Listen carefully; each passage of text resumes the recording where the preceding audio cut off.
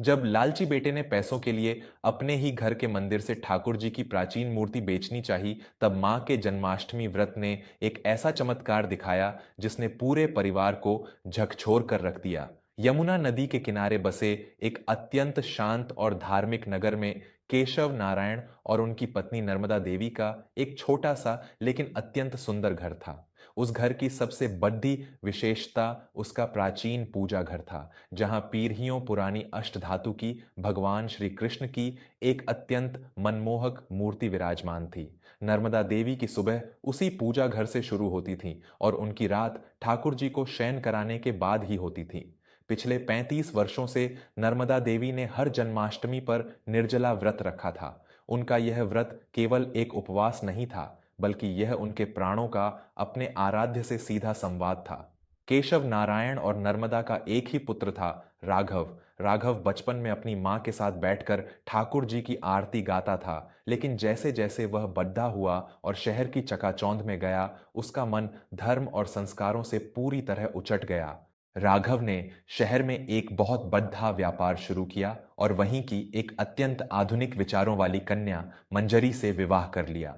राघव और मंजरी को गांव के उस पुराने घर, पूजा पाठ और विशेषकर उन प्राचीन मूर्तियों से एक अजीब सी चिढ़ होने लगी थी। वे मानते थे कि यह सब केवल अंधविश्वास है और जीवन में सफलता केवल पैसे और चालाकी से मिलती है। समय बीतता गया और राघव का व्यापार ऊंचाइयों को छूने लगा, लेकिन इंसान का लालच एक ऐसा अथाह कुआं है जो कभी नहीं भरता। अधिक पैसा कमाने की चाह में राघव ने अपने एक धूर्त साझेदार गिरधारी के साथ मिलकर कुछ गलत व्यापारिक समझौते कर लिए। गिरधारी ने चालाकी से सारे कागजातों पर राघव के हस्ताक्षर ले लिए और रातों रात व्यापार का सारा पैसा लेकर भाग गया।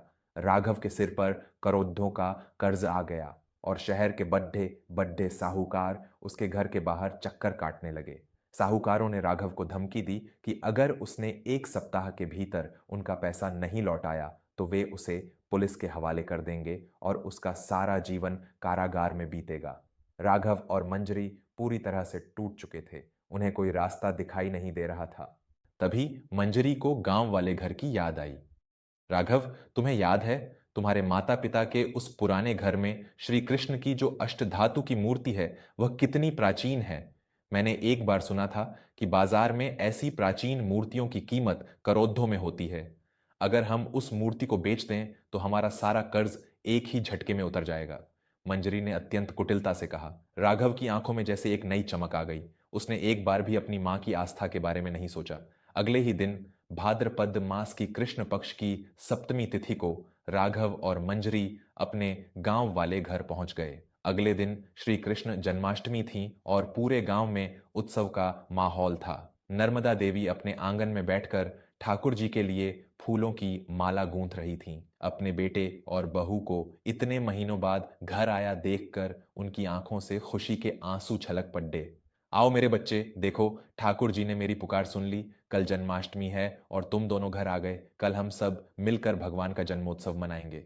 नर्मदा देवी ने राघव के माथे को चूमते हुए कहा, लेकिन राघव के चेहरे पर कोई भाव नहीं था। उसने अत्यंत रूखे स्वर में कहा, मां, मैं यहां कोई त्योहार मनाने या पूजा पाठ करने नहीं आया हूं। मैं भारी संकट में हूं। मेरे सिर पर क्रोधों का कर्ज है और अगर मैंने कल शाम तक पैसे नहीं दिए तो मैं बर्बाद हो जाऊंगा। मुझे वह अष्टधातु की मूर्ति चाहिए। मुझे उसे बेचना है। यह सुनते ही नर्मदा देवी के हाथों से फूलों की माला छूटकर जमीन पर गिर गई। उनके पैरों तले जमीन खिसक गई।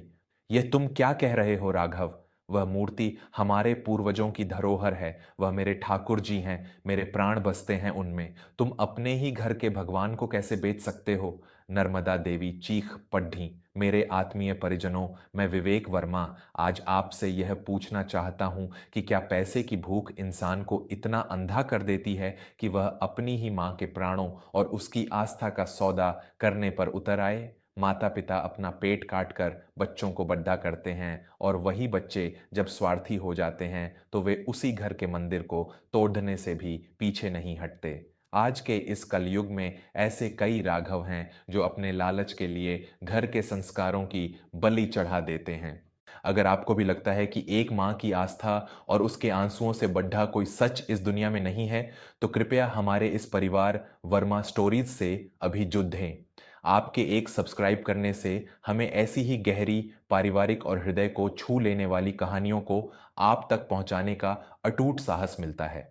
कृपया वर्मा स्टोरीज को सब्सक्राइब करें और इस पीड़ादायक लेकिन अत्यंत सत्य घटना को आगे महसूस करें।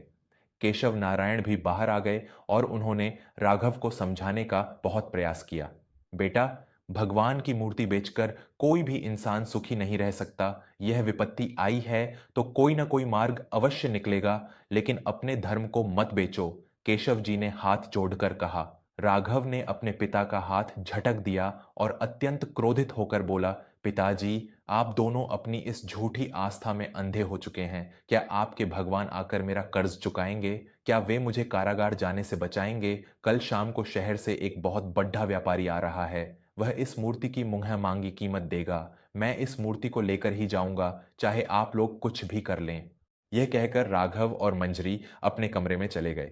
उस रात नर्मदा देवी एक पल के लिए भी नहीं सोईं। वे पूजा घर में ठाकुर जी की मूर्ति के सामने बैठी फूट फूट कर रोती रहीं।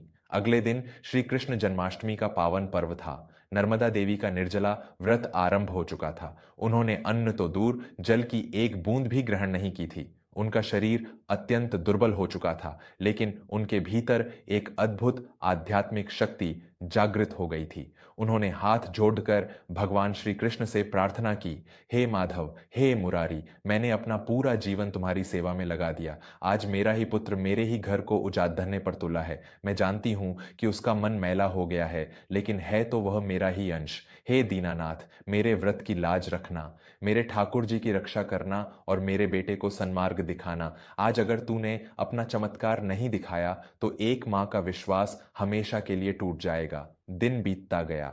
जन्माष्टमी की शाम हो गई। बाहर घनघोर बादल घिर आए और तेज वर्षा आरंभ हो गई, मानो प्रकृति भी उस घर के दुख में रो रही हो। तभी घर के बाहर एक बड्ढी सी गाड़ी आकर रुकी। उसमें से शहर का वह व्यापारी अपने कुछ आदमियों के साथ बाहर निकला।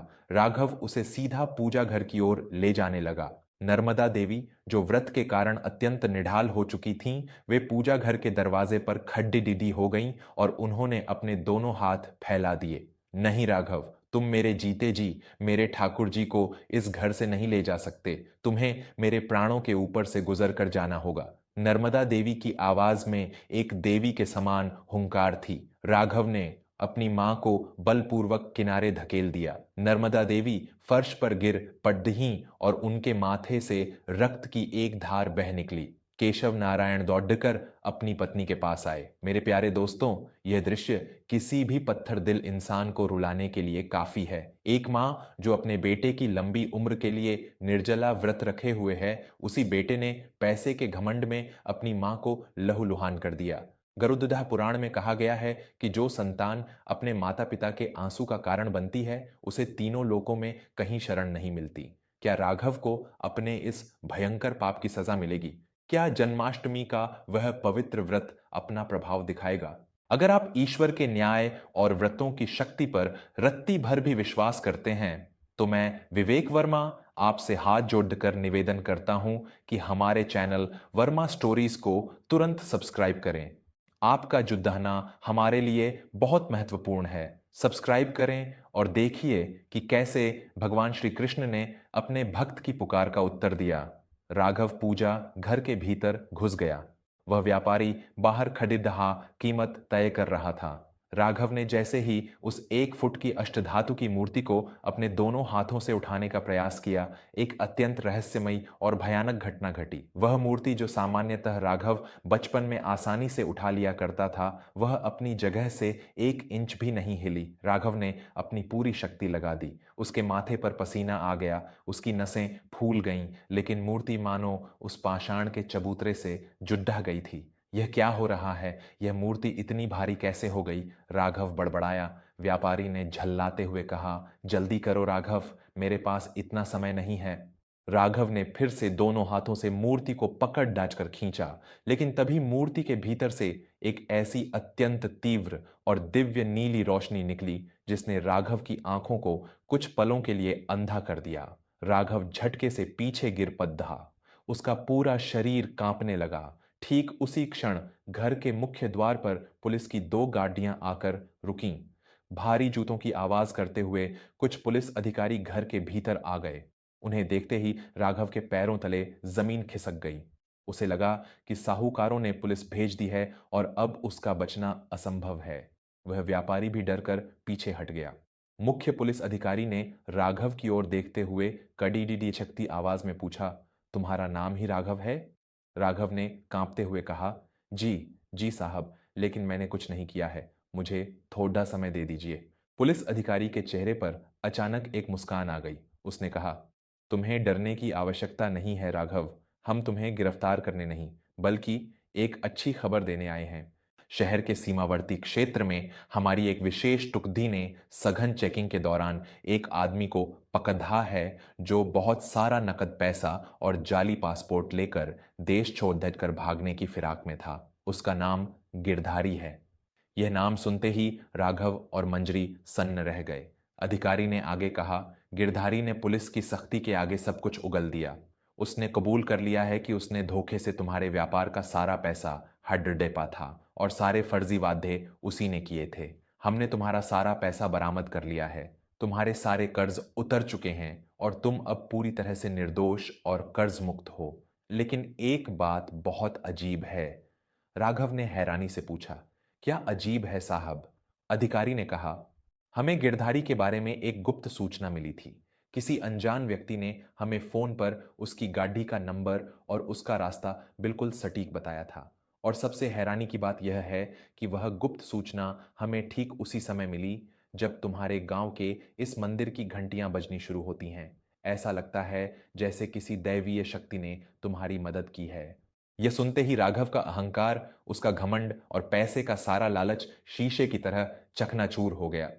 उसने पलटकर पूजा घर की ओर देखा। अष्टधातु की वह श्री कृष्ण की मूर्ति अत्यंत शांत और मनमोहक रूप में मुस्कुरा रही थी। राघव की दृष्टि अपनी मां पर पड्ढी, जो फर्श पर बैठी हाथ जोड़ते हुए लगातार भगवान का नाम जप रही थी और जिनके माथे से अब भी खून रिस रहा था। राघव को उस क्षण इस ब्रह्मांड का सबसे बद्धा सत्य समझ में आ गया। उसे समझ आ गया कि उसका सारा ज्ञान, उसका सारा पैसा उसे कारागार जाने से नहीं बचा सका। उसे बचाया तो उसकी मां के उस निर्जला व्रत ने, उसकी मां की उस पवित्र पुकार ने, जिसे भगवान श्री कृष्ण ने साक्षात आकर सुना था। राघव दौड़कर अपनी मां के पैरों में गिर पड्ढा और फूट फूट कर रोने लगा। मुझे क्षमा कर दो मां, मुझे माफ कर दो। मैं पैसों के लालच में अंधा हो गया था। मैं भूल गया था कि दुनिया की कोई भी दौलत तुम्हारे इस व्रत और तुम्हारे भगवान के आशीर्वाद के आगे मिट्टी के समान है। मैंने तुम पर हाथ उठाया। मैं बहुत बड्डा पापी हूं मां। राघव अपने आंसुओं से अपनी मां के पैरों को धो रहा था। मंजरी भी रोती हुई केशव जी के पैरों में गिर पड्डी और अपनी भूल की क्षमा मांगने लगी। नर्मदा देवी के हृदय में एक मां की ममता का सागर उफन पद्धा। उन्होंने तुरंत राघव को उठाकर अपने सीने से लगा लिया। रो मत मेरे लाल, माँ कभी अपने बच्चों से रूठती नहीं है। यह सब तो मेरे ठाकुर जी की लीला थी। उन्होंने तुझे उस गलत रास्ते से वापस लाने के लिए यह सब किया। आज मेरे श्री कृष्ण का जन्म हुआ है और आज मेरे बेटे का भी नया जन्म हुआ है। उस रात राघव ने अपने हाथों से अपनी माँ के माथे का घाव साफ किया। मध्य रात्रि के 12 बजते ही जब श्री कृष्ण का जन्म हुआ तो राघव ने स्वयं अपने हाथों से शंख बजाया और अपनी मां के साथ मिलकर ठाकुर जी का अभिषेक किया। उसने अपनी मां को अपने हाथों से जल पिलाकर उनका वह महान और चमत्कारिक निर्जला व्रत पूर्ण करवाया। उस दिन के बाद से राघव और मंजरी ने कभी पैसों का घमंड नहीं किया और वे हर वर्ष जन्माष्टमी का व्रत पूरे विधि विधान से रखने लगे। दोस्तों, जीवन में जब हर दरवाजा बंद हो जाता है, जब हमारी सारी चालाकियां और हमारा सारा पैसा काम आना बंद हो जाता है, तब केवल ईश्वर की शरण और माता पिता का आशीर्वाद ही हमें बचाता है। जन्माष्टमी का व्रत कोई साधारण उपवास नहीं है। यह तो साक्षात श्री कृष्ण से जुड़ने का एक ऐसा पवित्र मार्ग है जो असंभव को भी संभव कर देता है। अगर एक माँ सच्चे मन से अपने बच्चों के लिए पुकार लगाए तो भगवान को भी अपना नियम बदलकर धरती पर आना पड़ जाता है। अगर भगवान श्री कृष्ण के इस अद्भुत चमत्कार ने आपके रोंगटे खड्डे कर दिए हैं और आपके हृदय को भक्ति से भर दिया है, तो इस कहानी को अपने पूरे परिवार के साथ बैठकर अवश्य सुने और इसे साझा करें। और हाँ, हमेशा ऐसी ही अत्यंत सत्य, पवित्र और पारिवारिक मूल्यों को जगाने वाली कहानियों से जुड़े रहने के लिए मैं विवेक वर्मा आपसे अंत में फिर आग्रह करता हूं कि हमारे चैनल वर्मा स्टोरीज को ज़रूर सब्सक्राइब करें। आपके एक सब्सक्राइब करने से यह पवित्र कथा लाखों घरों तक पहुंचेगी। सब्सक्राइब करें और अपने हृदय में हमेशा श्री कृष्ण का वास बनाए रखें। जय श्री कृष्ण। धन्यवाद।